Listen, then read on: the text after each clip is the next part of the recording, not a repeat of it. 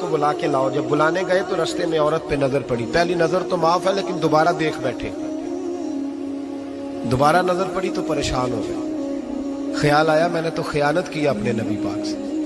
حضور نے تو منع کیا یہ کام کرنے سے. اب واپس حضور کے پاس نہیں آئے, جنگل میں چلے گئے. ابن قدامہ نے کتاب التوابین میں اس روایت کو لکھا ہے. کہتے 40 دن وہ پہاڑوں میں روتے رہے کہ یا اللہ مجھ سے غلطی ہو گئی. کتنے دن؟ اب ہمارا شغل ہے, اس کو لوگ گناہ ہی نہیں سمجھتے. بدنگاہی تو کوئی گناہ ہی نہیں, اب تو یہ شغل ہے. اب تو ہمارے ہاں معاذ اللہ تعالیٰ سیانے بیانے بندے بیچ بیٹھے ہوتے ہیں جب یہ باتیں ہو رہی ہوتی ہیں. یہ شغل ہے ہمارا. اب تو ابا کے سامنے بچہ وال پیپر گندی تصویر کا لگایا ہوتا ہے, پر وہ کہتا ہے عمر ہے نا جی, عمر ہے نا جی. مجھے پتہ ہی نہیں ہے کتنا گند کر رہا ہے. یہ تباہ ہو جائے گا روحانی طور پر. اگر یہ گند دیکھنے میں الجھ گیا تو امام شافعی کا فتویٰ ہے جس کی نظر گندی ہوتی ہے اس کا حافظہ کمزور ہوتا ہے, وہ کوئی بڑا کام نہیں کر سکتا.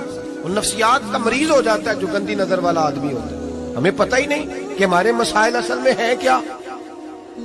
تو 40 دن جنگل میں روتے رہے. 40 دن محبوب سارا کچھ جانتے تھے پر خاموش رہے. حضرت جبریل امین حاضر ہوئے. عرض کی یا رسول اللہ آپ کا وہ غلام رو رہا ہے.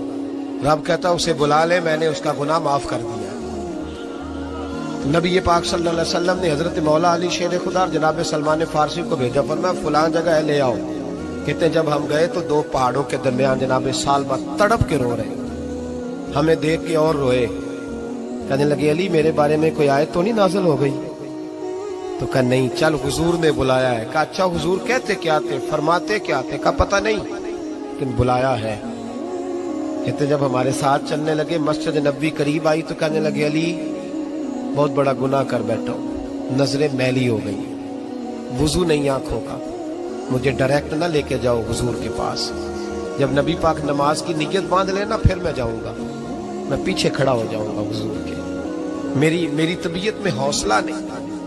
یہاں تو پتہ نہیں میں کس طرح عشق رسول کا دعویٰ کرتا ہوں منبر پر بیٹھ کر, اور ہماری یہ میلاد آئے گا تو محفل میلاد میں اس طرح کے دعوے ہوں گے اسٹیج پر کہ علمان والحفیظ, پتہ نہیں کیا کیا لوگ کہہ دیں گے.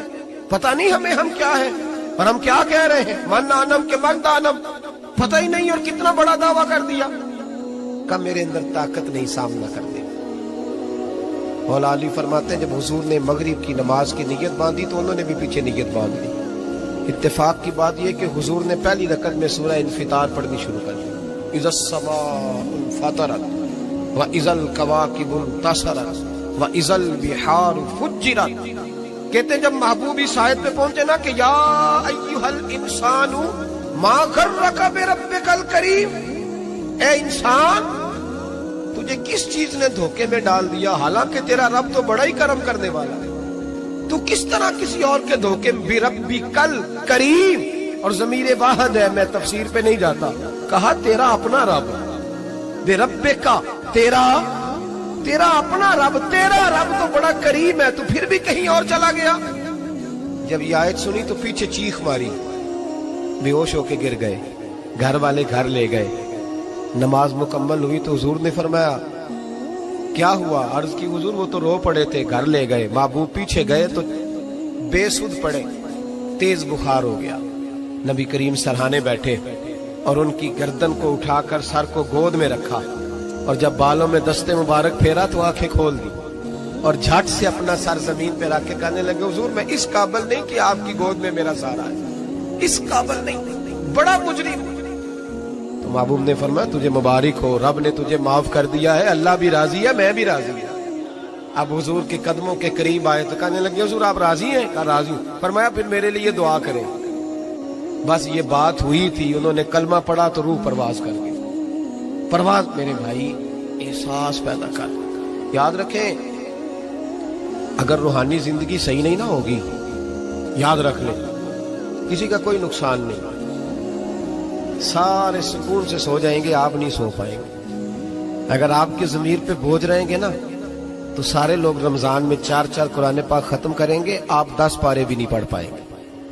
اگر آپ اپنے آپ کو صحیح نہیں کریں گے, روحانی زندگی بحال نہیں ہوگی, تو یاد رکھنا بڑا اپنا آپ سارا کچھ سجا کے ظاہراً بڑے پرہیزگار بن کے بھی अपने ज़मीर की अदालत में फैसला अपने हक में नहीं करा पाएंगे। तिजोरियों से माल भरा हुआ होगा लेकिन घर में सुकून नाम की चीज ढूंढने से नहीं मिलेगी, इसलिए कि अला बिज़िक्रिल्लाह तत्मइन्नुल कुलूब, अल्लाह की जात से जुड़ जाने से दिल को सुकून होता है।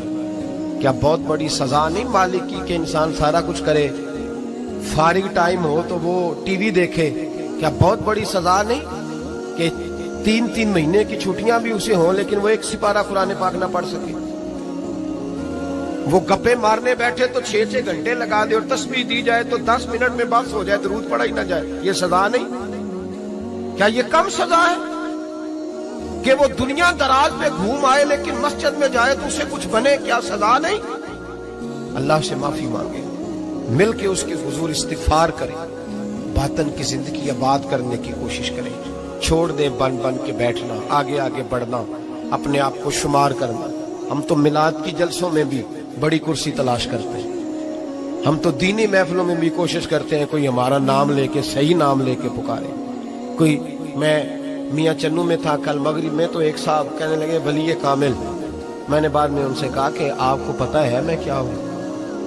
इतना बड़ा दावा मेरे हक में आइंदा ना आप करें। अब मत समझे कि आप थोड़े अच्छे बुरे जुमले इस्तेमाल करेंगे तो मैं खुश हूँगा। मैं जो हूँ ना, मैं उसके अंदर बड़ा मुतमईन हूँ, मैं उससे आगे नहीं बढ़ना चाहता। पता सारा है सरदार नू कीतियां दा, पता सारा है सरदार नू कीतियां दा, इदा पर्दा चपाया ही तेरा भला हो सी। वो बू अली सीना से, सुने जी सुने, बू अली सीना से किसी ने कहा था,